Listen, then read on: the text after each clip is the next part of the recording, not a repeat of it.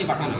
अभी supreme court ने एक सुझाव दिया है वर्गीकरण का, उसको आप किस नजरिए से दो बात आरक्षण को लेकर जन स्वराज की सोच ये है कि संवैधानिक व्यवस्था जो आरक्षण को लेकर की गई है वो यथावत बनी रहनी चाहिए। क्यों? कई लोगों का ये कहना है कि संविधान में आरक्षण की व्यवस्था कुछ वर्षों के लिए की गई थी, राजनीतिक फायदे के लिए लोग इसको आगे बढ़ा रहे हैं। इस बात में पूरी सच्चाई नहीं है।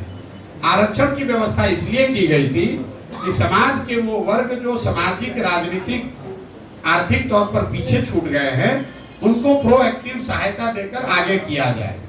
तो आरक्षण तब तक रहना चाहिए जब तक जो वर्ग पीछे छूट गए हैं वो सामान्य वर्ग के बराबर न हो जाएं शैक्षणिक, आर्थिक, सामाजिक स्तर पर। तो इसका उदाहरण आप समझ लीजिए। मान लीजिए कि सरकार गरीबी हटाने के लिए कार्यक्रम शुरू की 1980 में। गरीबी जितना चाहते थे वो उस तरीके से नहीं हटा, तो क्या गरीबी हटाओ का कार्यक्रम रोक दिया जाएगा? नहीं। उस कार्यक्रम से जितनी सफलता मिलनी चाहिए थी वो नहीं मिली।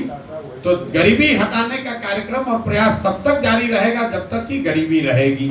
उसी तरह आरक्षण जो है वो तब तक होना चाहिए जब सामान्य वर्ग और जिन वर्गों को आरक्षण मिल रहा है उनकी सामाजिक, राजनीतिक, आर्थिक स्थिति करीब करीब बराबर न हो जाए। दूसरा सवाल है वर्गीकरण का। तो मैंने डंके की चोट पर कहा है, बिना किसी दबाव के, जन स्वराज विचार के तौर पर वर्गीकरण के पक्ष में है।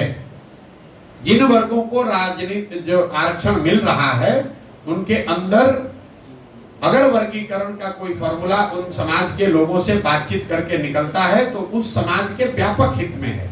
ये बिहार में अभी चर्चा शुरू हुई है, देश के अन्य हिस्सों में ये लड़ाई बहुत पहले से चल रही है। आप आंध्रा में चलिए, वहां दलित समुदाय में दो महत्वपूर्ण जाति हैं, माला और मडिगा। और माला लोग ऐसा माना जाता है